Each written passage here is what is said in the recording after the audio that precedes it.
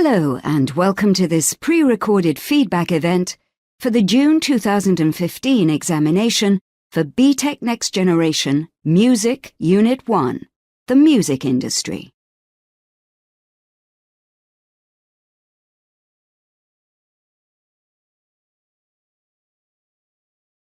To help you get the most out of this feedback, you may want to have the following documents handy, as we will refer to them during the session. 1. The examination paper for May 2015, paper reference 21512E. 2. The mark scheme. 3. The specification. 4. The lead examiner's report. 5. BTEC First Delivery Guide.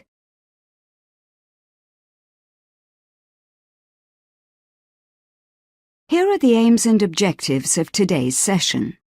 You will receive feedback on performance of learners on the June 2015 examination series. Consider questions where significant numbers of learners did well. Consider questions where significant numbers of learners underperformed and possible reasons why. Discuss the lead examiner's report. Address common issues. Find out about further support available.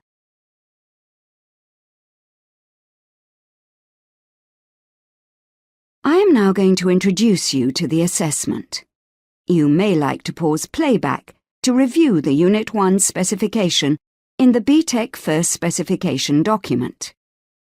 As you can see, the unit has two learning aims. Learning Aim A concerns the different types of organizations that make up the music industry. And Learning Aim B concerns job roles in the music industry. Questions in the paper are split between the two learning aims at approximately 40% Learning Aim A and 60% Learning Aim B. The examination paper has 3 sections. The learning aims are tested across all sections of the examination. The questions on the paper cover Level 1, Level 2 Pass, Level 2 Merit, and Level 2 Distinction. The examination covers skills and knowledge across these levels. The structure of the paper is the same each year. Section A starts off with 5 multiple-choice questions. Sections B and C are each based upon a given scenario. Both Section B and Section C include an extended response question, worth 8 marks. Learners are required to attempt all questions on the paper.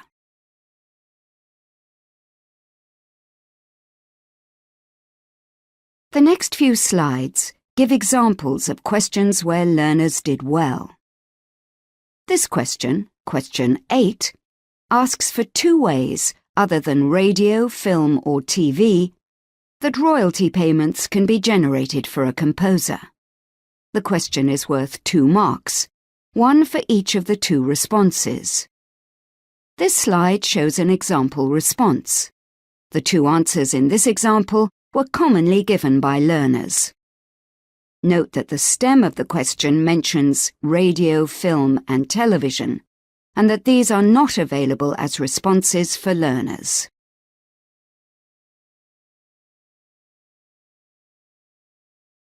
In question 14A, learners were required to give 2 advantages of recording a demo in a professional studio rather than in a home studio.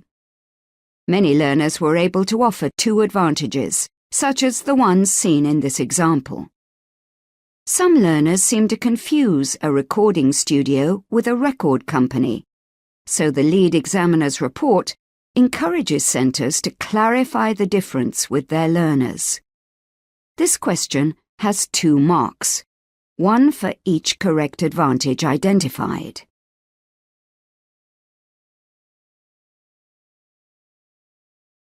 Question 18 is an example of an explain question. There are likely to be several of these on the paper. This example asks the learner to explain 2 benefits that the Internet may offer musicians trying to break into the music industry. The question is worth 4 marks. Each of the 2 benefits given is worth a maximum of 2 marks. In order to access both marks for each benefit, the learner needs to identify a reason and then support that reason with an explanation.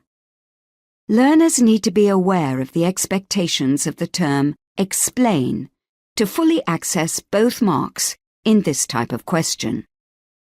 The slide shows an example of a response that scored the full 4 marks. You will note that both response 1 and 2 give a correct reason and then a consequence, which allows them to access both marks for each part.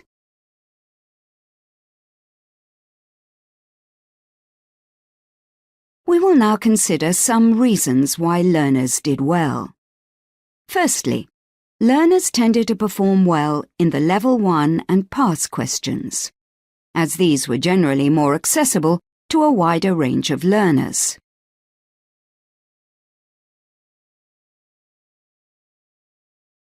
Learners who had studied past papers often demonstrated an advantage over others.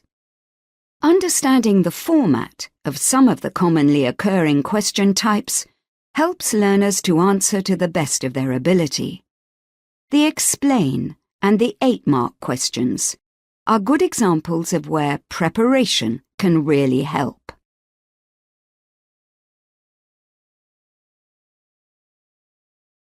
Learners who read all parts of the question carefully were likely to do better. Sometimes the stem of the question contains potential responses that are not to be included, as in the example here. It is important that learners take note of any exclusions before giving their response.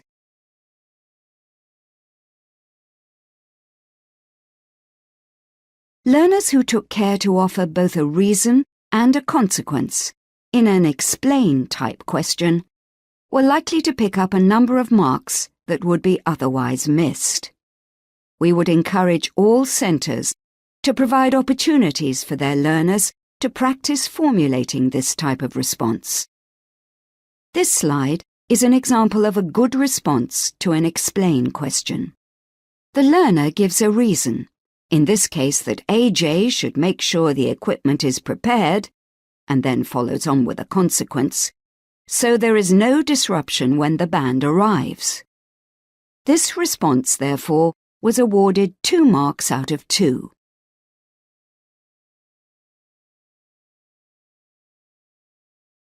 We will now consider some examples of questions where learners underperformed.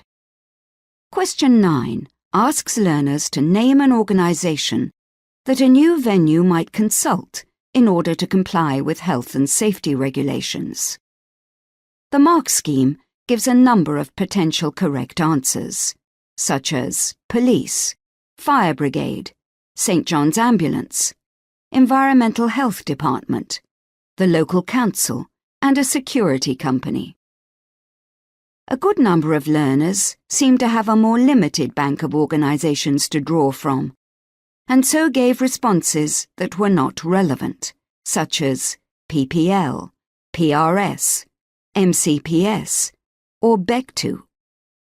It was also common to see an individual given rather than an organisation, such as manager. It should be noted that credit will never be awarded for repeating something that has been stated in the question. Therefore, the responses of H&S, or health and safety, as shown in this slide, is not creditworthy, as it is given already in the question.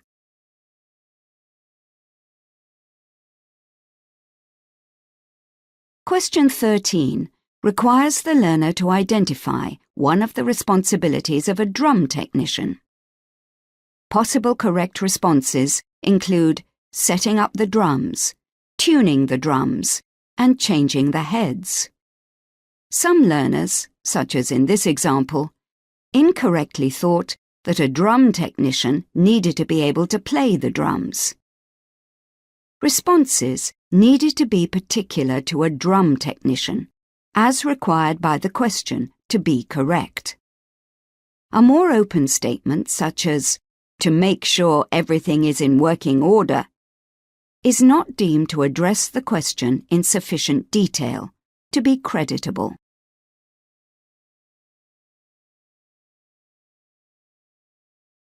Question 14b required that the learner explain one task that AJ should complete at his studio in preparation for a recording session with a band. The majority of learners gave a response such as this one, which has just one initial statement, but no explanation. This learner successfully gets 1 mark, in this instance for stating that the instrument and mics should be set up. As discussed earlier, the second mark is only gained by giving a consequence of the first part of the response. So if this learner had said, "set up all the instruments and mics so that the band can get straight on with the recording," they would have been awarded 2 marks instead of 1. This second mark should be accessible to many learners, and we would encourage all learners to attempt to provide an explanation or consequence in these explain questions.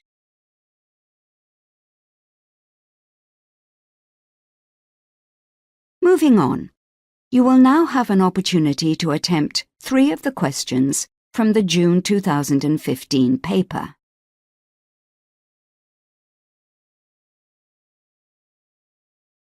Activity 1 shows a learner's response to question 8. This question is worth a total of 2 marks, 1 for each of the 2 potential responses. Pause the recording and look at the example.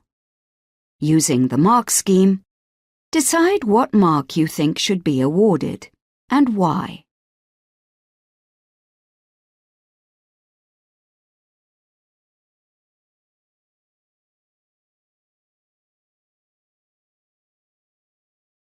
This is the learner's response to question 8, with an explanation of how it was marked. No marks were awarded for this response. The mark scheme says that no marks should be awarded for a response of selling the music, as given in point 1 in this example. It is not usual in the music industry for a songwriter to just sell a song, so this answer is not valid.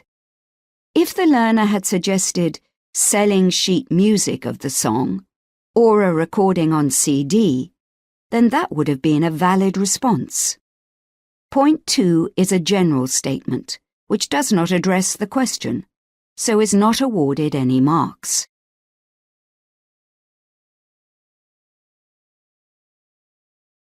Activity 2 shows a learner's response to question 17. Pause the recording and look at the example. Using the mark scheme, decide what mark you think should be awarded and why.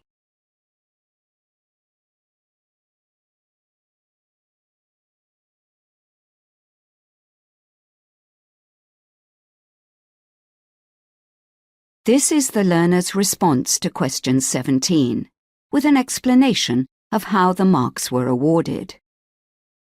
1 mark out of a possible 2 was awarded here. The first point is not awarded a mark.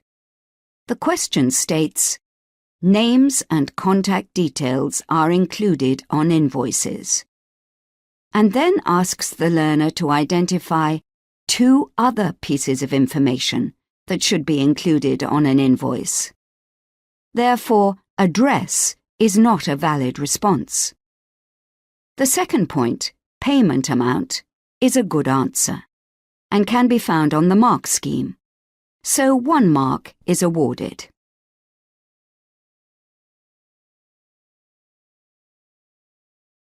Learners who did well in this question avoided giving name, address, or other contact details as a response. Had an understanding of invoices by giving simple, relevant answers such as date of performance or bank details. Attempted a response to both parts of the question.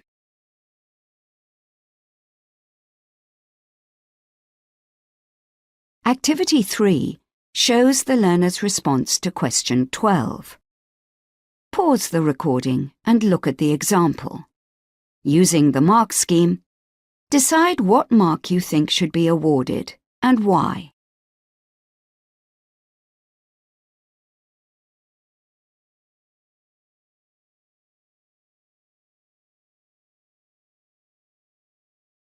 This is the learner's response to question 12, with an explanation of how the marks were awarded.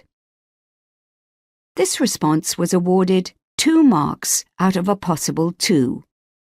A correct initial response is given, that an upgrade would maintain professional quality. This gains the first mark. Then this is backed up by a related consequence, that the music might not otherwise market well. Thus, the second mark is gained. So maximum marks were awarded for this response.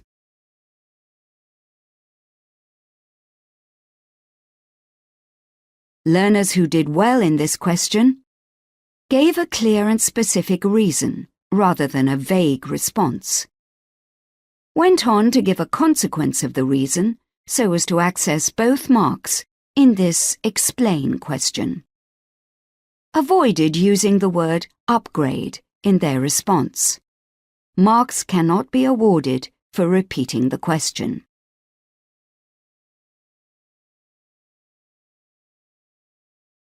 You will find comments on each question in the lead examiner's report. Some of the examples we have considered today are also discussed. The lead examiner's report is a useful resource to help you understand the requirements of each question. It provides examples of well-answered questions, as well as highlighting questions that were not well answered. It also provides advice to assist with preparing learners for future examinations. If you are able to spend some time reading this report, we are sure that it will prove useful.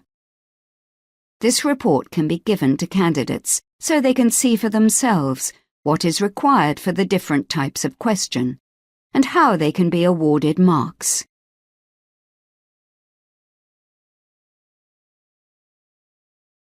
If you would like to know more about examination statistics, you may find these links of interest.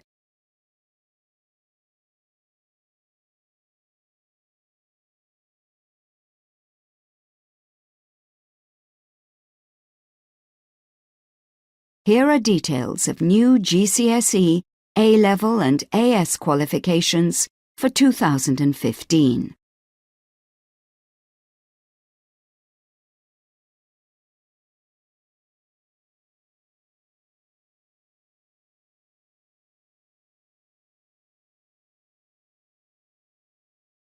We constantly look to improve the delivery of our training and welcome all delegate feedback. We hope that you have found this session useful.